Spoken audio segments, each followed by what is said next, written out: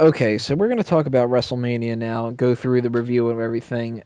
But before we start doing this, let me preface it this way. I'm going to break this up in a couple different segments, but not necessarily in order. One of the first things I wanted to talk about is just the things in general. But now, this part is going to be the talk about Daniel Bryan and Sheamus because I'm not going to have a whole section just for this little extra stuff. But with some general notes about WrestleMania. Throughout this whole thing, I'm going to point out about how I did not like the pay per view at all. I thought it was shit. Uh, and if anybody disagrees about stuff, we'll talk about that. But I also want to make sure that we get some perspective from Dace because he was actually there in the crowd. But one of the things that annoyed me early on was the WrestleMania sign, the E being completely fucked up and not on the level as everything else. Did you guys notice that? No, I actually didn't. I Like, you mean didn't. on the actual entrance stage is what you're talking about? Like, Yeah. I didn't notice at all, actually. The L's a little off, but more so the E, and that bugged me the entire night. Made it seem like they just didn't bother looking at the screen and noticing that it was up there wrong. It's like And they half-assed it. yeah, like and then that of course to me was like, well, how many other things did they half-ass? Oh, wait, that and that and that and that. Uh, one of these horrible things that I wanted to talk about and just kind of get it out of the way is the deadliest catch segment. Uh, Oh boy, that's awful, pretty. awful fucking segment. No That purpose at all other than to promote deadliest catch, which you should not do during any pay per view, let and alone the during fucking WrestleMania. underutilization of Mick Foley in that fucking segment. Hmm. And It Foley pissed me was off. talking about possible matches that he could have and all this kind of stuff, and he ends up being relegated to smashing some crab legs on a fucking table with some douchebag celebrity, or I don't know, he might be a nice guy. I'm actually gonna call him a douchebag, but uh, just awful. I It, hated it so much. it's literally is wasting time. And I made a comment to Tony because I was on the Smark Out Moment feed uh, that I hated the fact that they had commercials at all on WrestleMania. That was It's one of my like biggest gripes. How many fucking commercials were on this thing? 10. It was 10 fucking commercials. Is that counting the little quick plugs? Yeah, Hmm. 10 commercials altogether. And literally, that pissed me off because considering how short the Daniel Bryan versus Sheamus match was, I sat there and thought to myself, okay, you've got 10 fucking commercials that have taken nearly half an hour of allotted time, and you're telling me you can't fit any fucking matches on there? 10. $65 people have paid for this pay per view, and you've got 10 commercials. It's fucking insulting. Hmm. Well, let's go right into the Daniel Bryan talk because the first match of the night, Oh, which I totally saw coming, was the Uh, Daniel Bryan versus Sheamus World Heavyweight Championship match, if you can call it a match. Uh, I mean, the segment, yeah? yeah, for those who don't know, this is the entire layout of the match. Daniel Bryan comes out, he parades around the ring for about maybe 30 seconds or so. He kisses AJ, gets a brogue kick, gets pinned, and that's the end of the match. Yeah. When uh, when I was doing the chat during the pay per view on the sidebar at smarkoutmoment.com, I was just sitting there thinking to myself, well, this is going to be a quick match, like I thought before, but wouldn't it be funny if one fucking brogue kick is the only thing that happens? And I was already giddy at the fact that I was right that that was the first match of the night. But then when that happened, I just oh my god. Uh, Uh, Everybody seems to be really upset about it, and I know why. Now I'm I'm not as upset as everybody else, and it's not just because of my anti Daniel Bryan stuff. It's because I saw this coming in right after Sheamus won the Royal Rumble. So I've had 2 months to know that this was going to happen.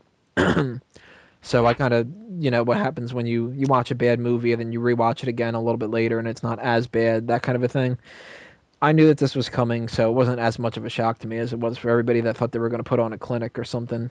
But that being It's not said, that. they deserved at least a couple minutes here. I mean, what the Yeah, hell? this is the thing. I didn't expect the match to be a clinic. I didn't expect it to be like the world's best fucking wrestling match on the planet. But you at least expect Daniel Bryan to drop the title with some fucking dignity and for Sheamus to win it with some fucking dignity. Do you think an 18-second title change did anything to value the title, Bryan or Sheamus? Well, it did for Bryan, Yeah, well, that's because the fans like voiced their disgust right? because people were just Well, like, you know what, that fuck one this. building of fans though, but is it going to continue? Is my main concern. Because if it doesn't, then it's still well, he basically looks like shit.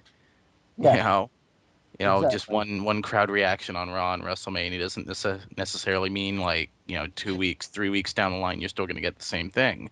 Yeah, But WWE and the Yes chants, I hope they don't view it as a good thing because it's not a good thing. Because the fans are totally likely pissed about the way that the dude is being treated, and it, rightly so. it was a bad enough decision where it made Sheamus look bad. Yeah, Who he took a cheap shot and won the title. you made Yeah, this guy you know. he's like supposed to be the company's world heavyweight champion, right? He's the dude that upsets Bryan and is supposed to be mega uber face. What happens when all that fucking credibility is destroyed when they boo him after he wins the championship? Well, you know what happens. Look at SmackDown. They edit in some cheers.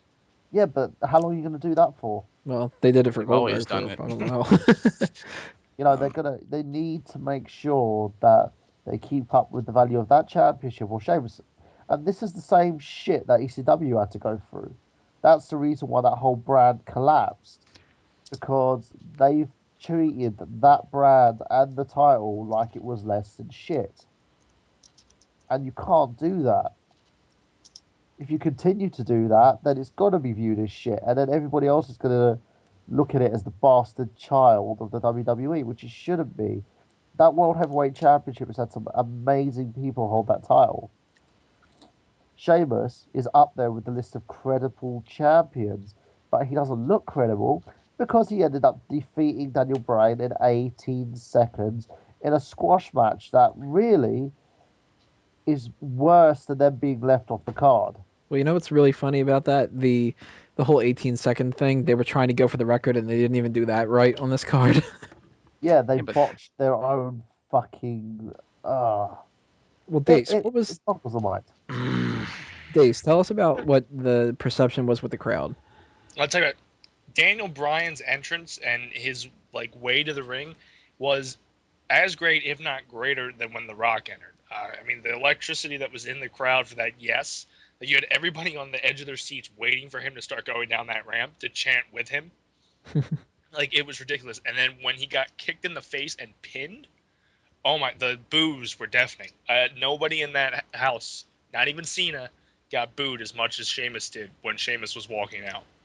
Was it And as bad as on the videos where I saw people hold up signs and chanting the yes chants, and oh then as yeah, soon as it happened, you just saw their faces. They were like, "What the fuck?"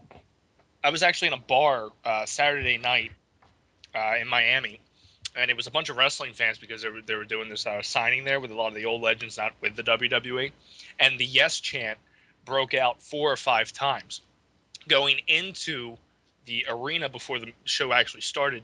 The yes chant was happening throughout the staircases, throughout the ramps and everything, and then before the Epico Primo match on YouTube, they were doing the yes chants. I mean, the fans were really into Daniel Bryan, and that moment when that kick happened, you just seen everybody, at least in my section, their face turned to disgust.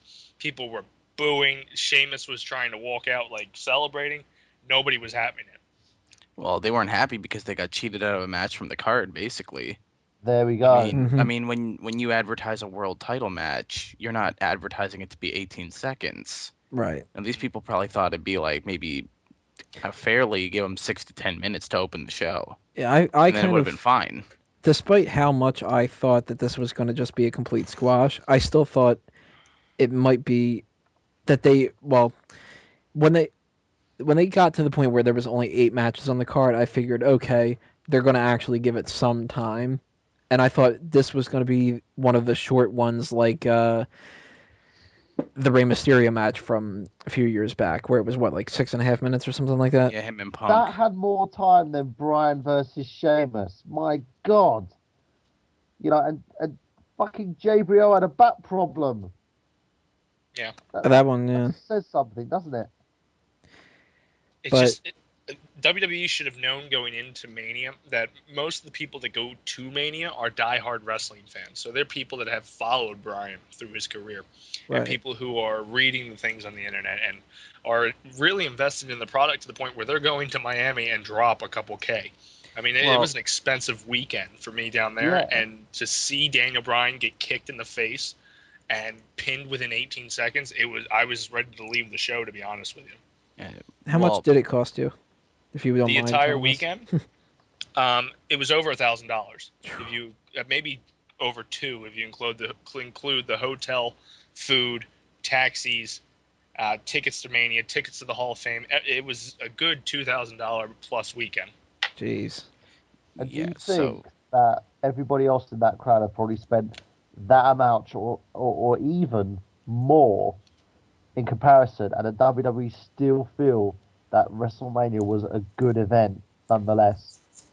It was good by the books, if the way they're looking at it, not by Financially, yeah, that's all they're looking at. They're not looking at the way it was booked. not the Because receipts. yeah, It because was I booked mean, horribly. Bryan, I can't believe I'm going to say that the world title match is part of the undercard, but basically it was. Compared to everybody else who got reactions on the show, he was the most over out of the entire undercard going into that match. Mhm. I mean, he's the one who got the biggest reaction among, the guys who are upper in the card, like, Taker, Triple H, Punk, all those guys, Cena, Rock, nobody got the reaction he did when he came out. And Yeah, people and- wanted, to see him in an actual match. And they were And it pissed. reflected badly on the rest of the card, though, Braden. It Yeah, I reflected know. really The badly. crowd shat on the next three matches afterwards. That's horrible. Yeah, and it's not something you do to start off the pay-per-view. When I was thinking that they were going to start off the pay-per-view with that match, that was when I was thinking that they were actually going to have a match. But with a pay-per-view like WrestleMania, you don't start it off with a squash match like that, because then where do you kind of go from there? You already had not only a championship change hands and a babyface win, which theoretically should have been a bunch of cheers. But then you also, the very first match is completely done already, and people go, well, what the fuck? If every match is going to be 20 seconds long, why is this a 4-hour pay-per-view? Oh, I know, because we need 1,000 commercials in it. But Heath Slater getting beaten the fuck up by we'll talk about fucking that. Flow Rider. Trust me, Dumbasses. we'll fucking talk about that. But so that's when it ends up being a pain in the ass for the people that are watching it. That actually were psyched at the beginning of it, because now their momentum's completely killed.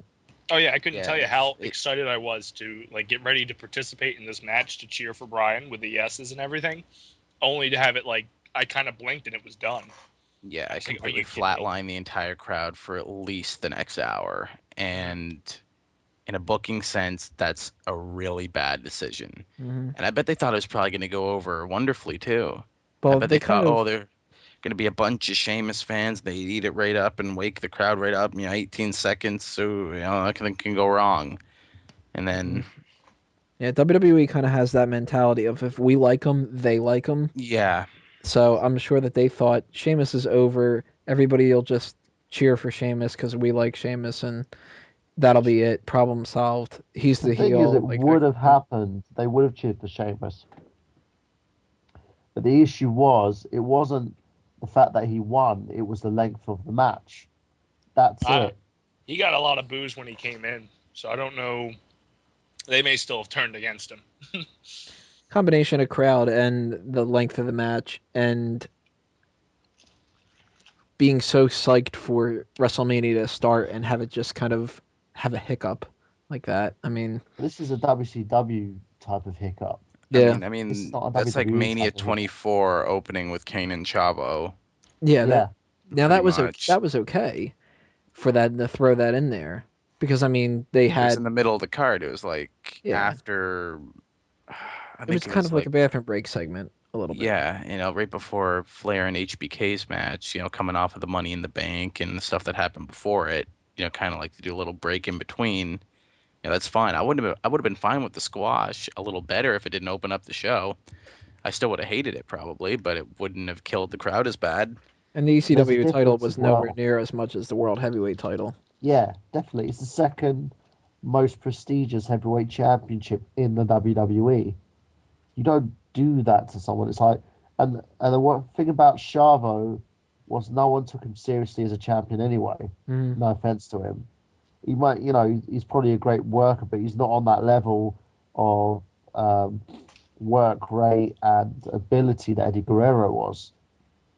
He's always going to be second best, Right. and in comparison, that's just the way things are. But as the World Heavyweight Championship goes, you give it to someone who's on the road to being a bona fide main eventer. Whoever wins the World Heavyweight Championship will eventually win the WWE Championship somewhere down the line, you know, or you end up giving it to guys who are on their final run and nearly on their way out the company, who have managed to establish themselves at that level. But the shit they pulled that night was ridiculous, and it didn't go unnoticed. That was the worst part of it. The fans decided, like, you know what, we're not taking this shit. And in a way, it's worked well for Bryan because it sort of propelled him. Hell, it got him a new T-shirt. Yeah, it got him a new T-shirt, but at the same level, that he could dump on AJ all he wanted. It's like when he did the whole "Shut Up AJ" segment on that night on Raw. He did that, and the crowd sort of popped hard on it. That shows you how much this crowd is going to go against the grain. It's going to eventually turn him face again. Mm-hmm. But if the WWE acknowledges that or not, that's just up to them. But I think they're going to miss a huge thing here. One of the if they are. things. Finish up. Oh. Yeah. One of the things I was thinking that they might do is if when the cheers kept going on, that they would do something where it was like, oh, Sheamus kicked some sense into his head and now he's turning face again. But now they're clearly just going with, let's try to insult the people that are cheering to get them to boo again and that kind of thing, which may or may not work. It doesn't seem like it really is, but I guess it's worth a try more than anything else. Did he dump her on SmackDown? Yes, he did. Yeah. Yeah. And I bet it didn't shake anyone. Everyone was just like, "Yeah." You can't really tell because of how much It's they. taped. Yeah. So. Yeah. Well, I think it's funny that the talk that we had, as we were talking earlier about this segment, ends up being longer than the segment itself. But if there's any other things to talk about with this, anything we need to touch upon, or should we move on to the next part? Dumbasses. Nothing There you but go, pure there's- shit. Totally got the show off to a horrible start. Mhm. Pissed me off Horrible to no decision. end. All right, well then that's the Daniel Bryan World Heavyweight Championship talk. Now the next part's going to be the Kane versus Randy Orton segment.